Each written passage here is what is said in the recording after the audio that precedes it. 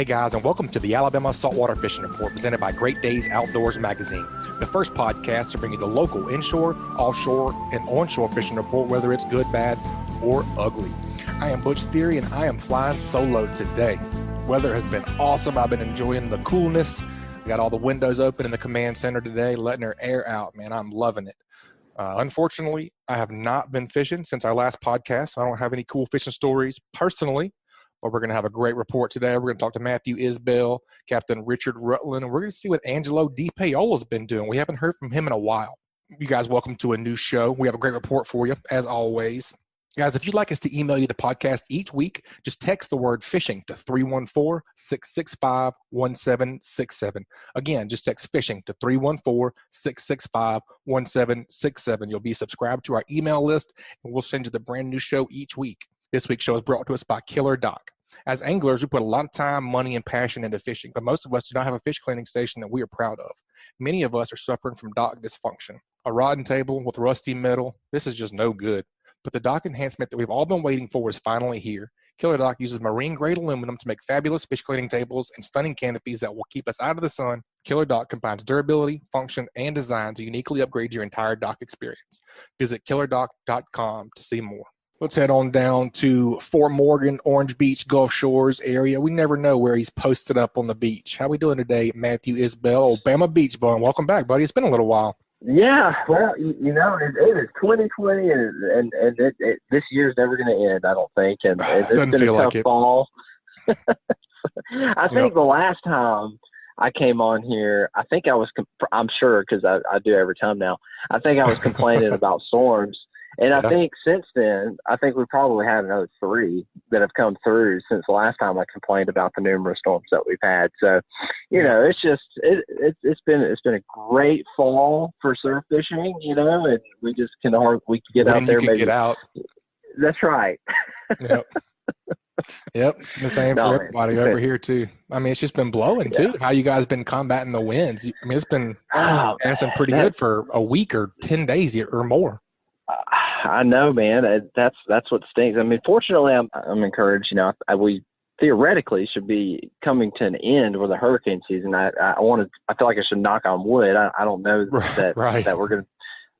I'm not convinced. I'm not convinced.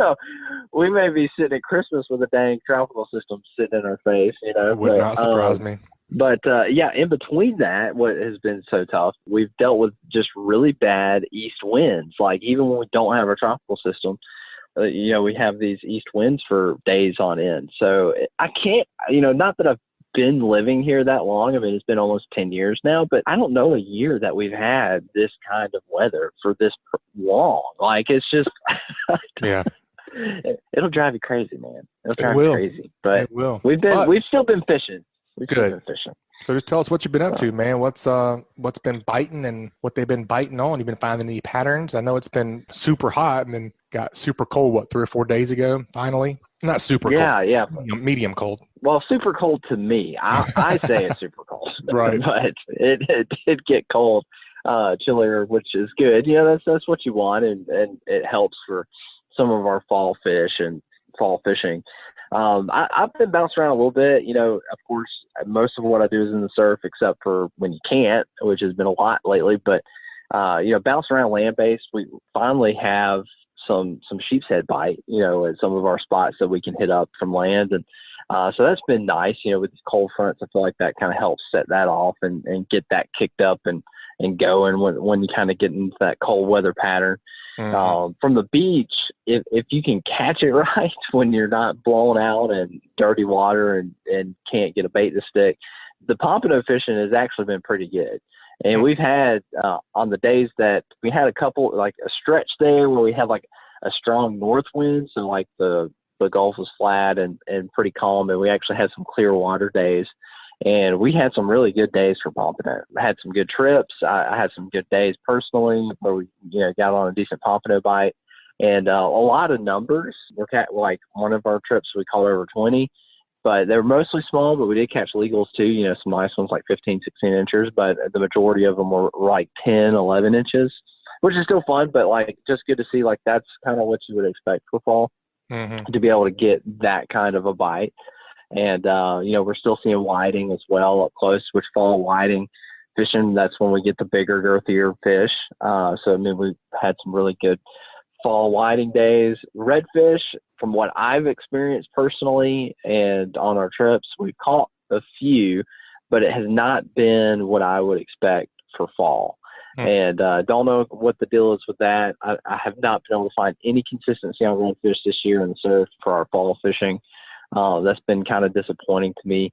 You'll see, I've seen other folks catch them here and there, but kind of the same story. I mean, nothing real consistent, nothing real good, unless you're night fishing. But daytime, early morning, late evenings, no kind of consistency in the surf with that. So I don't know what the deal is there. But aside from that, everything's kind of where you would expect it to be when you can actually get out there and fish the beach. I mean, if it's completely blown out, kind of like with the east wind like we're having right now, is it even worth fishing for pompano, or you pretty much got to wait for it to clear up and clean up? Yeah, I mean, you hard to say. Try. It's pick a few, but not ideal. I don't ever like saying don't go do something just because right. it'll surprise you. You can go out there and you never know. But like for me personally, I mean, I'll never tell you not to do something, but like when it's blowing 20, 25 east wind and that water's dirty, there are things that you can do. Pompano is not normally what I'm going after. I'm usually like, forget pompano. I'll try something else. Cause like usually what you can do when it's blowing like that and it's really, really rough, I like to find beaches where the bar is closer to the beach. So like if you have some spots where that that the bar is not as far out and it's going to be really rough, I like to fish those beaches because what I do is I go and I actually will set up. Most days you can still set up like your steelhead rods and go like light tackle fishing, which is kind of backwards, I know. But all you're doing is fishing close. So like you're not worried about throwing baits over that bar like you normally would when it's calm conditions, because like if you try to put a bait on the backside of that bar, you're going to have to use like 6, 7, 8 ounce leads, or sometimes that won't even stick depending on how much that current's going. And when you've had an east wind blowing 20, 25 days for 3, 4 days in a row, that current is ripping. And so, you usually can't get a bait to stick. But up close, with that bar being as close to the beach as it is, you can get that protected water. So it's not nearly as rough. And you're only fishing like 10, 20, 30 feet off of the sand. So like you can still use some pretty light tackle because it's not nearly as rough and there's not nearly as much current, but you can still catch your redfish. You can catch smaller black drum. You can catch whiting. Occasionally in those situations, I have run into pompano, like, not like a great bite, but you might pick 1 or 2 off if you get really lucky, because I feel like they do sometimes get pushed into those pockets up close to the beach on days like that. So you can still luck into them, but it's never my main focus. Like usually I'm going after your drum species, your whiting, redfish, black drum on those really blown out. Yeah. Well, what are you keying in on for bait? What setup do you change anything like as far as in the fall fishing, or you pretty much use the same rig year round? When we're set rig fishing, on our trips and like if we're bait fishing, there's only 2 I modify one, but really only 2 rigs that I use. I'm either going to use a Carolina rig for if I'm using cut bait, depending if I'm going for reds or sharks or bluefish or something. And then if I'm using shrimp, fish bites, sand fleas, that kind of stuff, I'm going to use a pompano rig. Now, if we're bait fishing, of course, artificials, that brings in a whole different dynamic. But generally, if I'm whiting or pompano fishing, I'm using set rigs, and I'm using pompano rigs from the beach. You can use those wiggler jigs for pompano. I've had a lot of success from that, and you can do it from the beach. But this time of year, we don't have the numbers to really put the time to try that. In my opinion, you might get lucky and catch one, but the spring is a much better time to try the artificial for pompano because there's just way more of them. You're going to have a much higher success rate trying it from the beach especially. So I don't even fool with it really in the fall. We just go set rigs. And I will say, like, the only thing with baits, like I've noticed when you do get a ramp up like we do in the fall with our pompano, like because we kind of get a lull. We have the spring run. We'll still catch them in the summer. As it gets late summer, early fall, when water temperatures are like super high, so like the peak of hurricane season, that's generally when you start to see a decline in your pompano catches anyway, just because water temps are so high. I don't think they like it. So it kind of has to back down a little bit. And that's why you see what we call our mini run in the fall, and we see a better number of pompano, you can kind of go back to using your shrimp and fish bites. Whereas like if you try that and kind of catching them late summer, it's tougher because you have a lot more species out there. You have to weed through a lot more stuff. So like usually you have to really, I think we've talked about it on the report, you have to really kind of go through your bait selections and figure out like what the trash fish you don't want aren't eating and what the pompano are eating. So you have to, cycle through your ghost shrimp, your sand fleas, your fish bites, your colors of fish bites, your the shrimp, really like usually shrimp's not what you're going to use. You have to kind of really figure out what's going to work. But this time of year, you can really stick to kind of that standard of shrimp and fish bites, which is the easiest way to go. You don't have to catch that bait. Like you can get it. Right. It's accessible. It's just really the best way to go when it's easy. So are you using floats or beads this time of year? Yeah, that too. Like in the summertime, a lot of times when we get those really calm, clear water days, we talked a lot about that too. Backing down our rigs, taking off floats, taking off beads. This time of year, they're not nearly as picky. So like you can get by with really whatever. And I generally do leave floats on there. I'm not trying to be as discreet. I do actually want some of that attractant because you're not dealing with those ladyfish and other species like blue runners. Even catfish, like those species are way less numerous this time of year than they are late summer. So most of what you catch are your quality fish this time of year. The bite is much, much, much cleaner. Unless you just get, a really dirty water day, but I've even noticed here lately, the days that I've fished if the water's been dirty, we might catch a catfish or two, but it's not anything like you would see in the summertime if you got those kind of conditions. That makes sense, man. That's a great report. That brings us to our onshore tip. This week's onshore tip is brought to us by CCA Alabama. A great way to support conservation projects like the Claude Petit Flounder and Speckled Trout Hatchery in the University of South Alabama Cobia Tagging Project is through the purchase of a distinctive CCA Alabama Saltwater Fishing license plate. Just head over to the Alabama Department of Revenue's distinct license plate page at revenue.alabama.gov to get yours. What you think for an onshore tip this week, Bama Beach Bum? Well, considering the fact that we've dealt with so much wind, and I think we're going to continue to deal with that for at least a few more days going into the weekend, when we've got that strong crosswind, so east wind blowing, if you're going to do it, if you're going to get out there and deal with it, because it's definitely not pleasant, I'll tell you, especially when it's colder. Yeah. You've got a 20-mile-an-hour sustained wind blowing in your face. My tip would be bring some chapstick. Hate chap lips. Yeah. Oh man, I've been out there in it the last 2 days, and I have wind burned like you would believe. I mean, it's not pleasant. But if you're going to get out there and you're going to do it, a couple of things.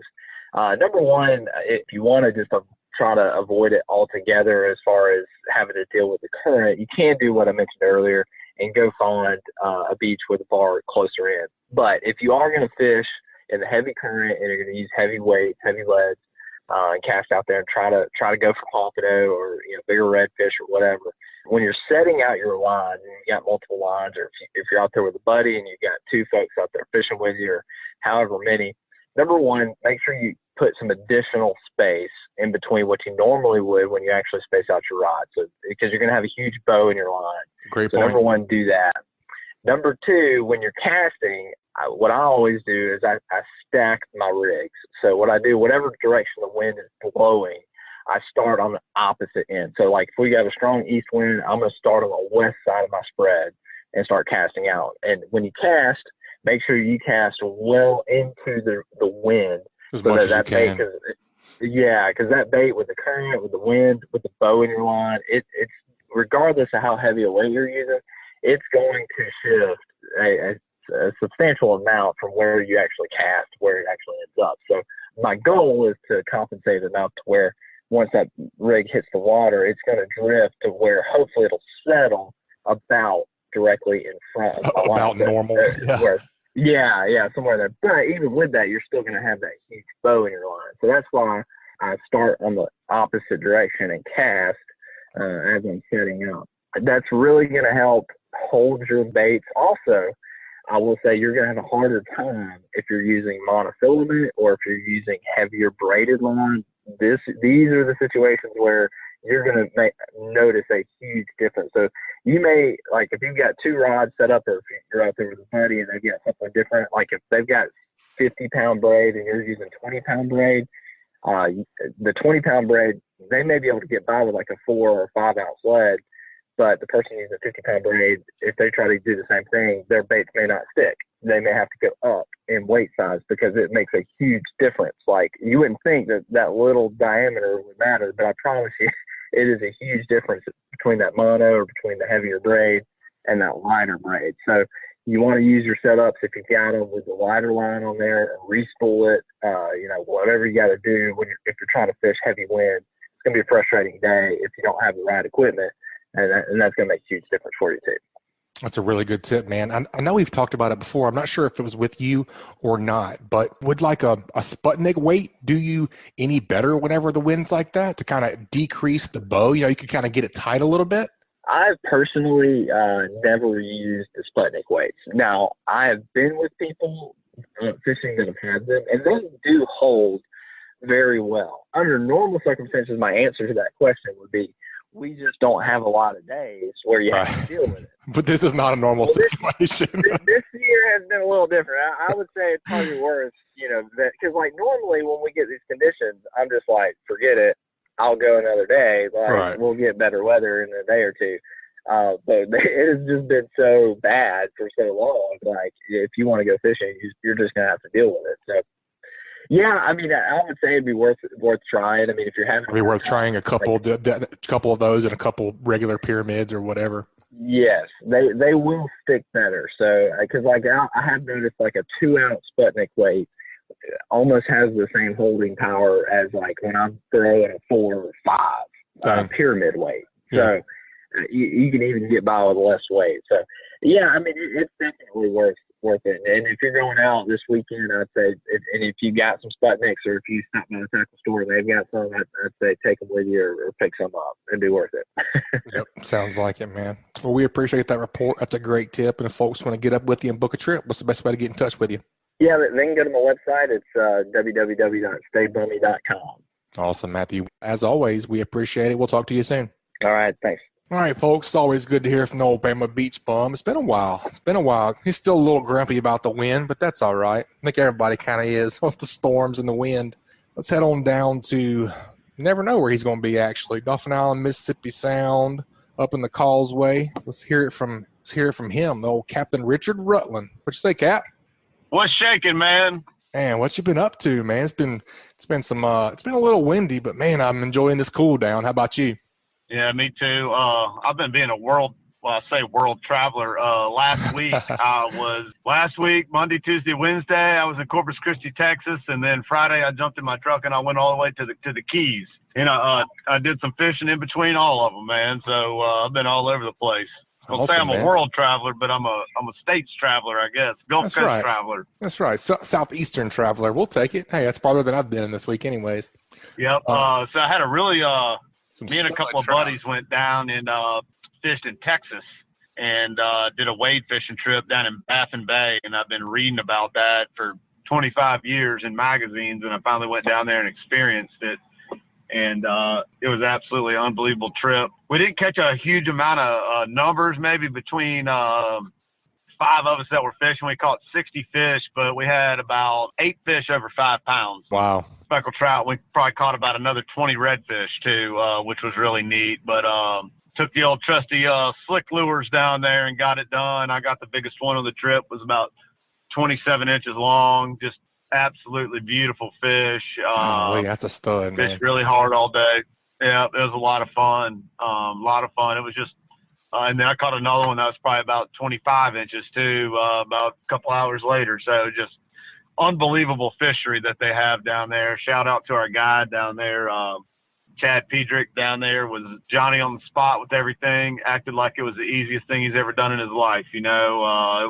It was fun. He fished with us the whole time and was just as fired up as everybody about being out there and fishing. So it was just a great trip. Really had a lot of fun. That's awesome. Glad you guys had a good trip down there. I've never been. I would love to go down there and see that fishery. I mean, as far as fishing around here, I mean, it's hard to compare the two. I mean, you're just fishing I mean, it's different, right? I don't know. I don't really know. It's way I don't know different much about it, so it's hard for me to even ask a question about it. But so Baffin Bay was pretty unique in that it's kind of like to me, it's kind of like a smaller version of the Mississippi Sound. I guess that's what I was getting at. Is what do you compare it to that we got? Yeah.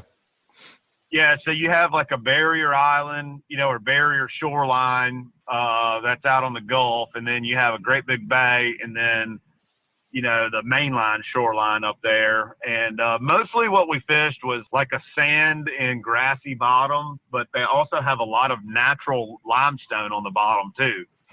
Just natural rocks, which we have none here. Right. It's all inshore wise, it's all man-made rocks and stuff. So we were fishing over rocks, man. You'd step up like 2 feet over some rocks, while you're wading and fishing around that. But a lot of the same thing, we're looking for a lot of the same things. We're looking for slicks, we're looking for mullet jumping, bait activity, things like that, which was really neat. Saw all of those. The 2 bigger fish I caught were definitely right over the grass. Nice. So, but I, just went out there threw the slick lure, got it done on the goblin, threw a goblin for a long time. And then my 2 big fish both came on the cool beans. Nice. That's one of my favorites as well. Well, what you been doing over here, man? I know you guys been doing a bunch of that flounder tagging. Just kind of walk us through what you've been doing over here and what you've been seeing. Yep. So flounder, we're done. We're done with our tagging effort for the fall. We're going to kick it back up in the spring and try to tag some fish in the springtime. Nice. And then again next year in the fall. But we have over 100 flounder acoustically tagged now, and then I want to say total, we're at just under 150 fish total for our 2 years that we've been doing it now. The ones that we did not acoustically tag, we externally tagged. But had some really kind of hitting on like where I left off the last time I reported about flounder. We did really good down in the Mississippi Sound several days back in some of the deeper bayous along the kind of I guess you'd say the northwest part of the Sound. We got in some of the deeper bayous, and same deal. We're throwing spinner baits down there, throwing gulps, just on a 3/8 ounce jig head, bouncing those along. Really didn't need the live bait down that way. You're just working that real shallow drop offs around a lot of that marsh. And it was some fun fishing. We had a day where we caught, I think, 12 one day. Wow, that's awesome. Yeah, so it was a ton of fun. And then getting back up to, like trout and red fishing speed, I'd say we're full swing fall pattern right now. All the tidal rivers, we're seeing some bird activity, a lot of shrimp moving around right now. Trout are definitely getting inside the mouths of inside all of these tidal rivers. The Delta has been magic up there, just tons of fish all over the place.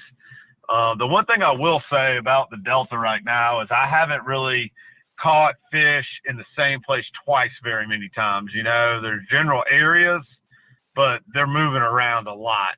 So paying attention to the signs right now is definitely, you definitely need to be looking, reading the water, looking for bait, looking for slicks, looking for shrimp jumping, and I've said it on here before, like today we were fishing in a bay up there, and one little bird diving gave away a school of fish for us, and it ended up being about a 20 fish little bite that we went on. I saw one little bird dive down and get a shrimp, and I kind of trolling motored over to it, power pole down, and we went on a little run. But this is kind of a cool time of the year because if you can find a wad of fish, man, you can just absolutely go to work on them. We did everything on artificial lures today. Our best bite today was kind of a little bit later in the morning, and I think we probably caught 100. Wow. All on grubs and popping corks. It was just every single cast on a grub or a cork we were catching a fish. Plenty of little ones everywhere. There's plenty of keeper fish mixed in as well.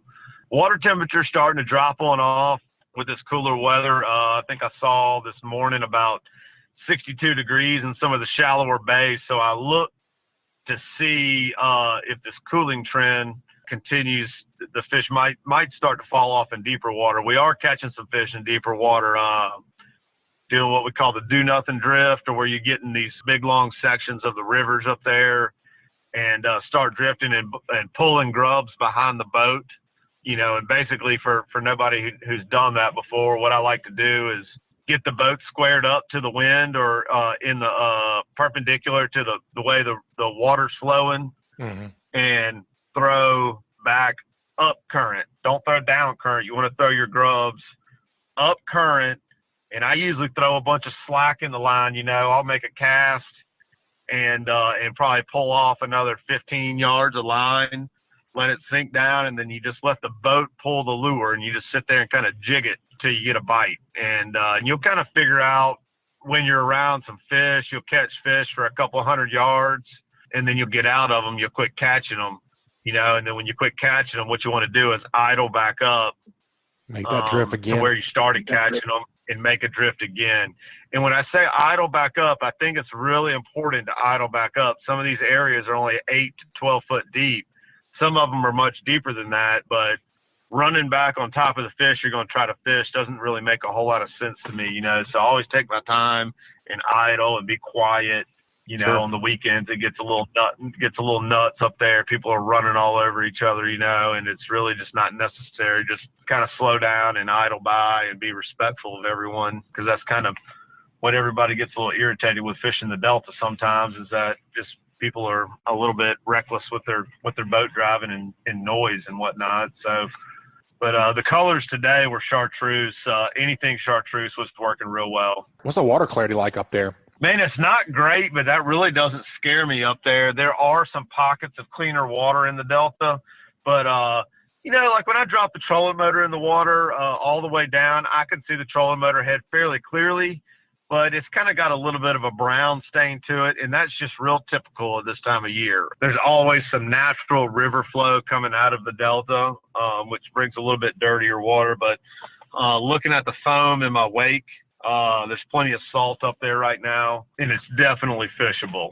And I think that's why that chartreuse is working good right now. For sure. Yeah, that's why I asked about the water clarity with the chartreuse being the hot color. That's awesome, man. That's a great report. I like hearing the Delta's up there on fire. Man, it sure is. That gives people a lot of ground to cover with fishing being good in all those places. Yeah, you can go to any one of the tidal rivers right now and do well on fish. Foul, dog, the Delta. There's people catching fish in the Industrial Canal. There's people catching fish in the Mobile River in the deep water right now. There's they're kind of everywhere. Like I said, it's pretty much, in my opinion, full swing fall right now. We just gotta hold on and hope we don't get a bunch of weather to mess it up for the year. So we'll see. No doubt. So me and the Bama Beach Bum were talking about no more tropical storms this year would be great. It's been a wild one. You mean the ultimate beach bum, right? Is that who you're talking? I don't know who Bama Beach. I don't know this Bama Beach Bum guy you're talking about. Ultimate. That's right. Okay. The ultimate Bama Beach Bum. Well, what else you got to cover? Is that good? Yeah, man. I'm just really looking forward to, like you were talking about earlier when we first hopped on, this cool weather, man. I love it. It's like perfect weather when you jump in and I throw my bibs on and a hoodie in the morning, and then in the afternoon I'm back in shorts. You know what I mean? For sure. Yep. I do too, man. This is my favorite time of the year. Awesome weather. Oh yeah, it's just an awesome weather pattern we're in right now. Hopefully it'll hold up. You know, you talk about the wind and stuff. That's what's kind of great about this time of year with fishing the tidal rivers, is that it can blow pretty good, and you can still get in these tidal rivers and still catch a lot of fish. And a little bit of advice to everybody too. If you look at the NOAA report, you know, which is what I use most of the time, is I look at the NOAA report. They have it split up in between North Mobile Bay and South Mobile Bay and then Mississippi Sound. Well, I always look at the North Mobile Bay report, and sometimes it'll say, you know, like today it said 13 to 18 knots, I believe, out of the northeast. And we never saw it blow anything like that in the Delta. I don't know what it is about being, I guess, in the Delta surrounded by land and not out on open water. Because you would think it would blow equally as hard there as it does out in the middle of the bay. But there's a lot of times you'll check Middle Bay Lighthouse, and it'll be blowing 18 knots, and then you're up in the Delta and it's blowing 8 knots, you know. So for sure, I really trust Windfinder. Windfinder's been really, really good, useful tool. That's one of those apps that came out, and everybody's like, hey, have you checked Windfinder today? You know, and I'm like, no, I don't look at Windfinder. I look at NOAA, you know. Yeah. And I've been using it, and I found it to be very accurate They'll show shifts in the wind throughout the day, which is really neat. And it's usually pretty spot on. Another thing I'll check too is just the Mobile Metro weather, which, on NOAA, it'll kind of just show you what the weather's going to be in the city. And a lot of times the wind matches that better for what's going on in the Delta than like what the marine report is. So that's interesting. Yeah.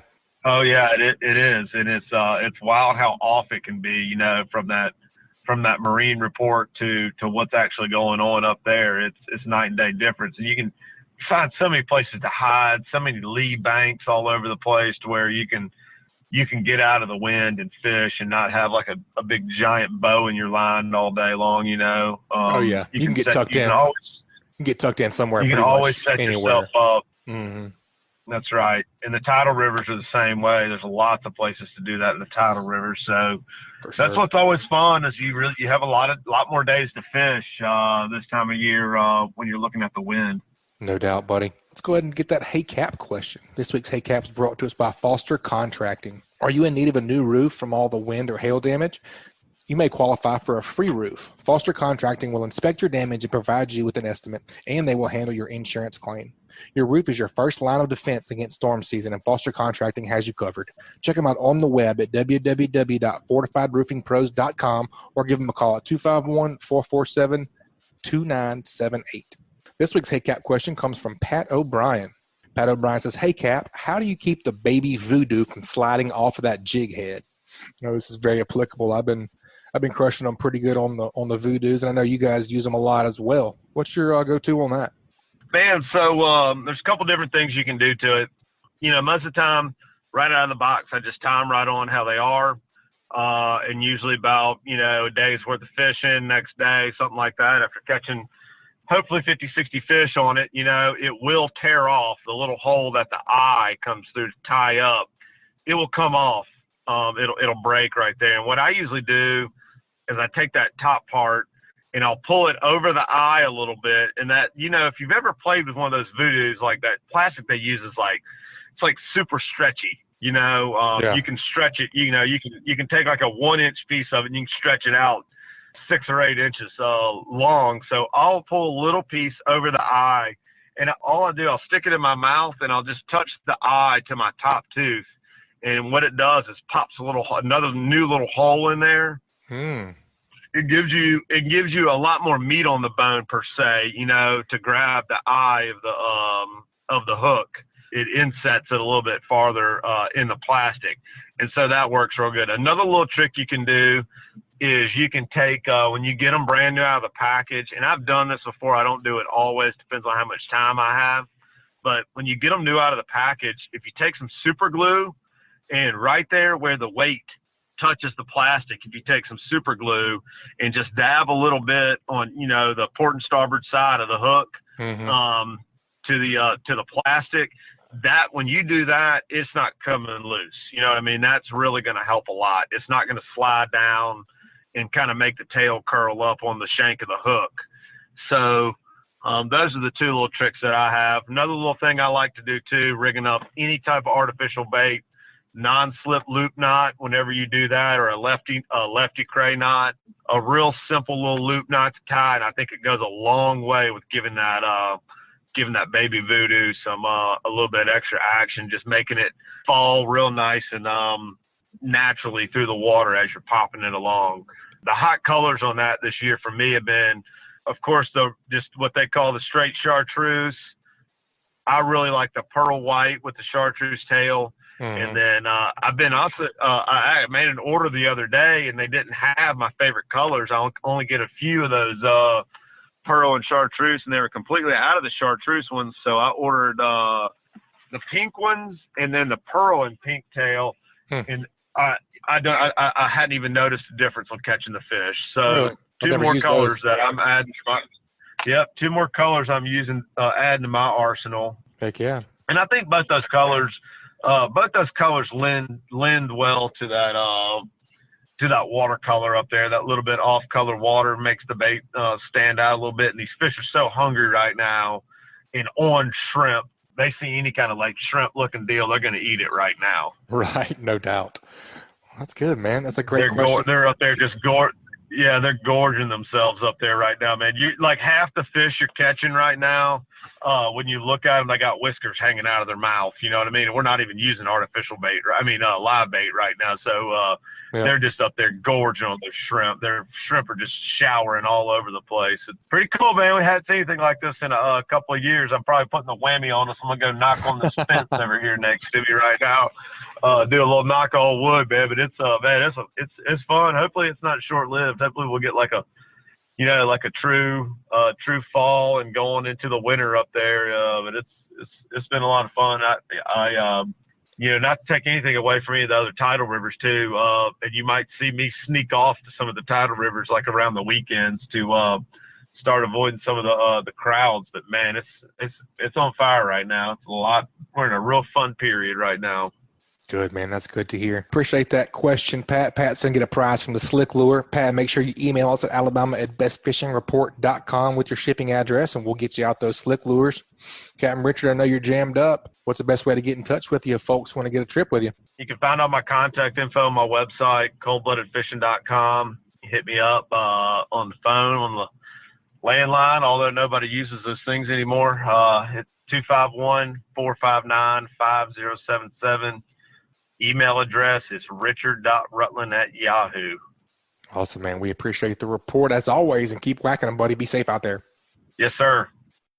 All right, man. It's always good to hear from old Captain Richard Rutland. You never know what he's whacking this time of year, or any time of year for that matter. Let's go hear from the old Coastal Connection, a blast from the past. We hadn't heard from him in a long time. What'd you say, Angelo? How we doing, buddy? Man, I'm doing good. I finally got Coach put me back in. Put in the relief hitter. You've been glad to be back with you. Glad to have you back. Well, man. MIA, we had some storms. We had a lot of things happen. I know you guys had some damage over there. Golly, it's been quite a year. Like we were just kind of talking about off air, man. It's been wild, but business is still good and fish are still biting. So what else can you ask for? You know what I mean? Nah, I don't know. I mean, I'm feeling pretty blessed this year with all the challenges we've had. It's overall, I'd say more wins than losses for us.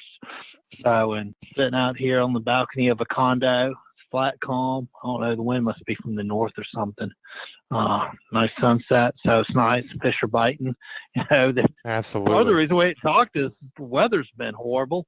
Has, man. And I just haven't been fishing as much this year. Yeah, it's been, like I say, all the storms, and in between the storms, it's been blowing its butt off. So it's been hard to get offshore. I know I haven't been all year. We had a couple trips booked on the Escape, and a couple trips, we went out of Destin with Adam Peoples and smashed a nice sword. That was fun, but that's the only time I've been offshore all year. Yeah. Yeah. One of those years, been hard to get out. What's going on with real estate over there, man? You guys still trucking along with the Coastal Connection? Man, real estate is actually over the past 2 weeks has picked back up. I mean, obviously we had those challenges with Hurricane Sally. We've got still large portion of the bayfront condos have dock damage. So you have some issues to work through, but people are coming back in the market. I feel pretty bullish about the next month, and especially coming into 2021. I think as stuff starts getting repaired and we start understanding the financial standing of condo buildings, which has really been the biggest challenge here, it's going to bounce back pretty hard. But we had a great October. We're set up to have a good November and December, and I've been showing pretty steady for the past 3-4 days and most of last week. So it's a good time to buy. There's some people willing to sell, and inventory's a little tight right now, but I expect that to loosen up come January 1 and into the spring season. So absolutely. The Gulf Coast is a very, very resilient coast, as we've seen for many, many, many years. Oh, man, that's so true. People always ask if anybody's going to move or fire sales or anything like that. We don't see any of that right now. Very few of all those opportunities. I mean, what happens every 10 to 15 years, we get one of these direct hits, and you get to remodel your house. That's right. Yeah, I'm not going anywhere. We'll just figure it out. Yeah. Yeah. Well, let's talk fishing a little bit, man. What's been going on? What you been hearing on the offshore world? I know it's been tough to get out, like we say, but I mean, this is one of my favorite times of year to fish, man. I know white marlin come in close over there and the wahoo are on the edge. What have you been hearing? Man, the offshore bite, we actually had a little break in the weather window last weekend. And while I didn't get to go fish, I had numerous friends that went and fished. Landon Bell on the Southern Charm, they went out and caught a pair of blue marlin at the beer can and nice tuna. I know Andy Yarbrough and those guys on the Pearl caught a nice blue marlin and a tuna. I don't know. I know Chris Hood fished. I hadn't heard what they caught, what they saw. I know Joe Jernigan, who owns Shades, they went out. He just bought a new Hatteras. They went 1 for 3 on white marlin on the troll. Looked like they caught some meat fish. And Chris on the high cotton caught a nice wahoo, a couple of tunas, amberjacks and snapper, and all that's still in season. So it's kind of nice time to fish. You get a little mixed bag of everything. Mm-hmm. There's a nice little pocket of blue water in close. So, Horn Mountain, beer can, marlin, all that stuff that's where everybody's catching fish right now. That's awesome. I know, like I said, this is my favorite time of year to get offshore. And if I just wish this wind would lay down a little bit, I think it's going to stop blowing a little bit, maybe Saturday evening and Sunday, but then pick back up again on Monday. Gosh, I just remember this time last year, maybe a little bit later too, man. They were that was whenever we were talking about 10, 12 shots a day in the Gulf. I hope it lays down a little bit so those guys can get out there again and we can get some more reports like that. I wonder if it'll be the same thing this year. Well, I was thinking about that the other day, and it's just really, kind of the law of averages. Last year, we just had these big, long stretches of really good weather, which I thought was kind of an oddity for this time of year. I think we're outside of the hurricanes, the kind of late fall weather pattern is kind of pretty average for this time of year. And once you get past October, it's hard to get some breaks, although October didn't have great weather either. But look, it's great fishing right now. Be sitting on go. Have your stuff ready. Yeah, be fueled up. Be ready to go. The tuna bite's good. There's some big fish. And I was talking to a friend of mine the other day. They caught, I think they had a 130-pound tuna, about a 550-pound blue. Caught that blue on the troll. So there was more bait out there. They said they didn't even think the tuna quit biting because there was so much other bait out there. They couldn't get any bites. They were catching them on the chunk. And then when the blackfin showed up, they just quit catching yellowfins. So that's crazy. It's good fishing. Yeah, make sure your reels are spooled up. Make sure your drags are pulled. Make sure you got all your knots tight and everything's lubed up and she's ready to go. So if you get that window, now's the time of year to get out there and do some whacking for sure. Yeah, you've got all those the shorter rigs in about 250, 400 foot of water. Great wahoo fishing around those. There's still some fish. If you're in a little slower boat, pulling the high speed stuff. I know that's how High Cotton caught their fish. There's still some fish up around the nipple right now. I always say this time of year, you go fish the nipple, the elbow, like you're probably going to get 3 to 6 bites. Whether you catch them or not, it's going to depend on how your trip turns out. Right, for sure. Well, man, that's fun. You guys, like I said, be ready. I know I will be.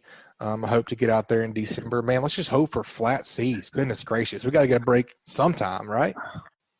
Man, let's get some flat seas. And we were talking about, kind of a tip for this time of year. Like, I think more so than any time of year right now, and this would be my pro tip of the day, is make sure that you're looking at your Hilton's chart before you go out. Absolutely. And locating those pockets of warm water. Last year, we had just a pocket of warm water that sat over Appomattox for seemed like 2 months. And that's really what fueled that bite. Yep. Was that there was so much bait in with those rigs sitting there, and then the bait just sat there and it just stacked up and the fish just stayed there forever. So I think the fish get a little bit tighter as we come into the winter months, and they're really playing off that water. So like right now when we get a nice push of warm water that comes in, wherever it is in the Gulf, whether it's Thunderhawk, Thunderhorse, or in tight around the Ram Powell, Marlin, Beer Can, there's going to be fish there, and they're usually they're in good numbers. Absolutely. That's a great point, man. You guys make sure and if you're, like I say, get your stuff ready. And if you're going to go out, make sure you check it out, the Hilton's Offshore Charts. Check them out at hiltonsoffshore.com. Angelo, if folks want to get up with you and get a listing or buy a listing or list a property, what's the best way to get in touch with you, buddy? Man, you can call me at 850-287-3440. Email me at angelo@thecoastalconnection.com. You can get at us through Facebook, Instagram. Facebook's probably the best. It's the Coastal Connection. And pretty soon you'll be able to find us on our website. I think we go live with it next week at thecoastalconnection.com.